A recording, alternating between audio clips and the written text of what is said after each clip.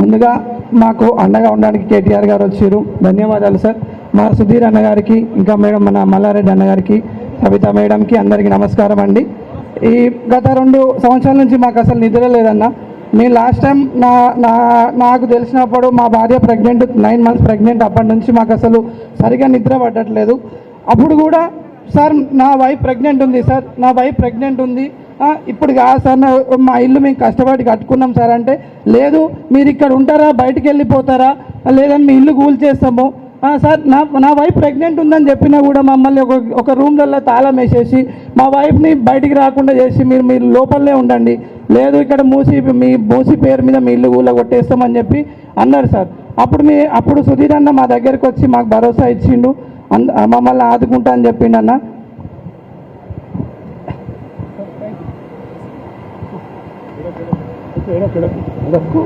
మాటలు వస్తున్నావు ఆ రోజు అనుకుంటే నేను చెప్పిన అన్న నాకు నా భార్య ప్రెగ్నెంట్ ఉంది అన్న, నేను అన్ని అనుమతులతో నా ఇల్లు కట్టుకున్నా, నాకు పర్మిషన్ ఇచ్చారు, నాకు కేసీఆర్ కిట్ ఇచ్చారు, నా కొడుకుకి నాకు పట్ట భూములు ఇచ్చారు అన్నాడు. కాలు మొక్కటమంటే నన్ను మెడలు బట్టి బయటికి నెట్టేసినారు. నువ్వు రావద్దు, నిన్ను ఇల్లు కూల కొట్టేస్తారు, నువ్వు డబల్ బెడ్రూమ్ తీసుకుంటావా లేదా అని అడిగారు సార్. నా కొడుకు ప్రెగ్నెంట్ ఉంది, 9 మంత్స్ ప్రెగ్నెంట్ ఉంటే భయపడి నా వైఫ్ని ఒక ఇట్లా కిరాయికి పెట్టేసి వచ్చిన సార్. నేను ఆ రోజు నేను వద్దు అన్న కూడా నన్ను ఒక రూమ్ లో తాళం వేసి నన్ను బయటికి రానియకుండా చేసి నన్ను భయపడి కిరాయికి తెచ్చుకున్నా. నేను నాకు ఏమిచ్చింది అన్నకి, కాంగ్రెస్ గవర్నమెంట్ నాకు ఏమిచ్చిందంటే నా ఇళ్ళ కూల కొడుతుందా, నా ఇళ్ళ కూల కొట్టి నువ్వు ఇక్కడ మూసి సుందరీకరణ చేసుకోమంటే గత ప్రభుత్వం కేసీఆర్ గవర్నమెంట్ చేసుకోలేదా మూసి సుందరీకరణ?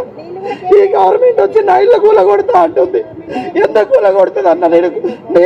నేను పట్టాలు తెచ్చుకున్నా, నా కేసీఆర్ గవర్నమెంట్ లో ఫ్రీ కరెంట్ ఇచ్చిర్రు, నాకు రిజిస్ట్రేషన్ చేసిర్రు, నాకు వాటర్ కనెక్షన్ ఇచ్చారు, అన్ని తీసుకున్నాం.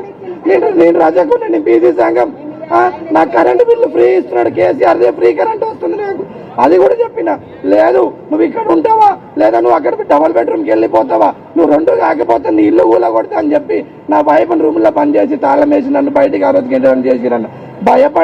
ఆ రోజు భయపడి నా భార్య 9 నెలల ప్రెగ్నెంట్ ఉంటే భయపడి నేను ఎక్కడో వీరింట్లోకి వేరే ఇంటి వాళ్ళ కిరాయి ఇంట్లో పెట్టొచ్చి అప్పటికి కూడా చెప్తూనే ఉన్నాం, సార్ మాకు అన్ని అనుమతులు ఉన్నాయి, లేదు మీరు వెళ్ళిపోవాల్సిందే, వెళ్ళిపోతారా లేదా అంటే నా మీద నా ఇల్లు అన్న తీసుకోండి, నా ప్రాణం అన్న తీసుకోండి అని ఆ రోజు నేను ఒంటి మీద కిరోసిన్ పోసుకున్నా. సుధీర్ అన్న గారు, మన తోట మహేష్ అన్న గారు, చందన్న గారు, విఠలరెడ్డి అన్న గారు, వీళ్ళందరూ మాకు ఎంతో భరోసా ఉండి మా వెనుక నిలబడి మా ఇల్లు పోకుండా కాపాడిరు. ఈ రోజు కూడా మీరు మా దగ్గరకు వచ్చి మా ఇల్లు పోకుండా కాపాడండి. మేము ఎప్పటికీ మా కొడుకుల బిడ్డలకు మేము రుణపడి ఉంటామన్నా. సభ్యదాకా మీరు కూడా మాకు అండగా ఉండండి, మీరు కూడా మారు. Thank you Mahesh. ఇప్పుడు అందరూ కూడా ఒక్కసారి కూర్చొని ఎవరి స్థానంలో వాళ్ళు కూర్చోండి. మన ప్రియతమ నాయకుడు కేటీఆర్ గారు ఇప్పుడు 2 నిమిషాలు మీ ముందర మాట్లాడతారు. దయచేసి అందరూ కూడా కూర్చొని కెమెరాలకు అడ్డంగా ఎవరు కూడా ఉండకండి అని చెప్పి మనం చేసుకుంటాం.